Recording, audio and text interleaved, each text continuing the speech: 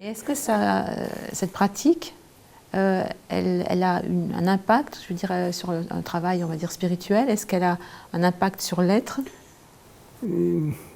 Toute musique a un impact.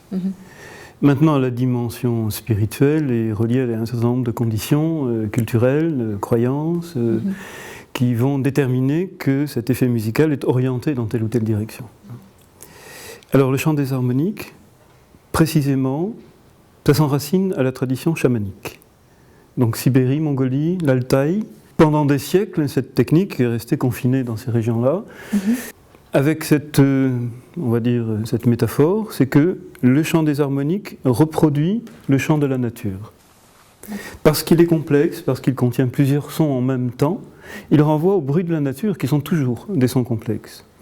Donc il y a cette métaphore, le chaman qui va utiliser ce chant-là se met en résonance avec quelque chose qui serait caractéristique, on va dire, de la voix de la nature.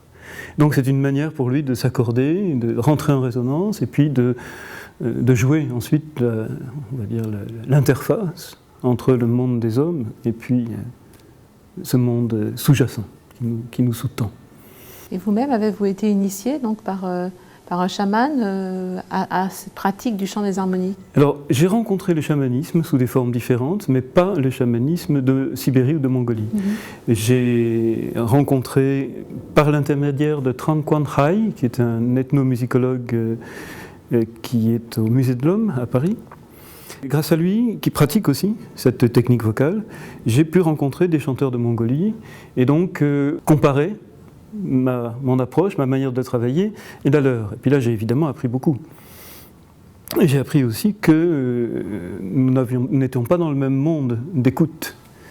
Et qu'au niveau de la pédagogie aussi, cette pratique pour eux, cette pratique depuis l'enfance, de manière mimétique, et donc ils n'ont pas véritablement une méthode pour enseigner la technique du chant diphonique.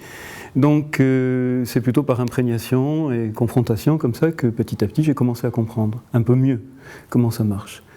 Mais par contre, j'ai eu la possibilité de faire entendre du chant harmonique à des chamans du Mexique. Et là, c'était vraiment très très intéressant de voir... Qui la pratiquent eux aussi? Non.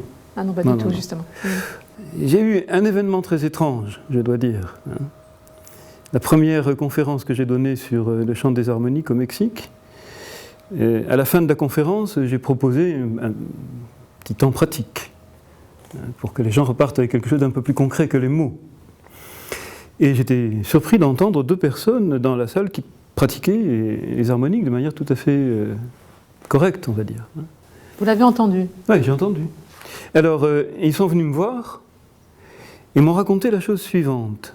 Quelques mois auparavant, lors d'un rituel de la tradition mexicaine, donc tradition chamanique, aztèque, toltèque,